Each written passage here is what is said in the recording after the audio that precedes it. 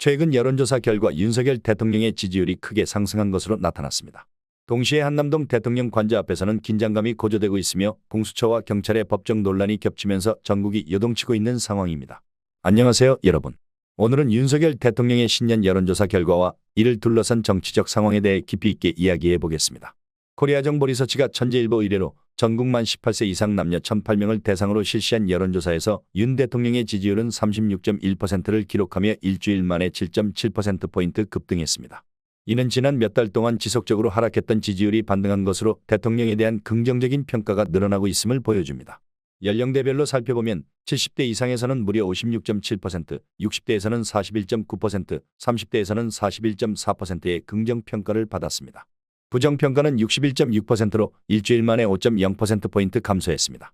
이는 최근 1년의 정치적 사건이 윤 대통령의 지지층 결집에 크게 기여했음을 시사합니다.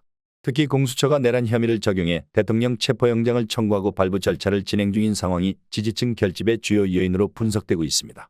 헌정사상 처음으로 대통령에게 내란 혐의가 적용된 만큼 이를 둘러싼 논란이 보수층 결집에 불을 지핀 것으로 보입니다.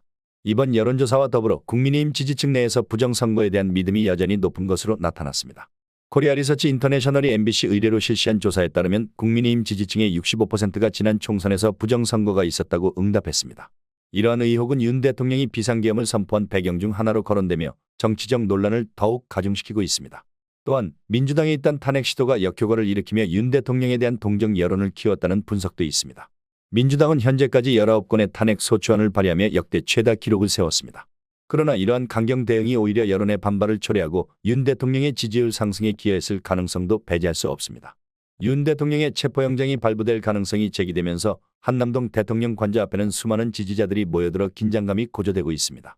지지자들은 대통령을 맨몸으로라도 지키겠다며 결사항전을 예고하고 있습니다. 이 와중에 공수처가 경찰 기동대를 동원해 체포영장을 집행하려는 시도가 법적으로 가능한지 여부를 두고 논란이 일고 있습니다. 윤 대통령의 변호인단은 경찰 기동대가 공수처법과 형사소송법을 위반해 체포영장 집행에 나설 경우 이는 직권남용 및 공무집행방해로 간주될 수 있다고 경고했습니다.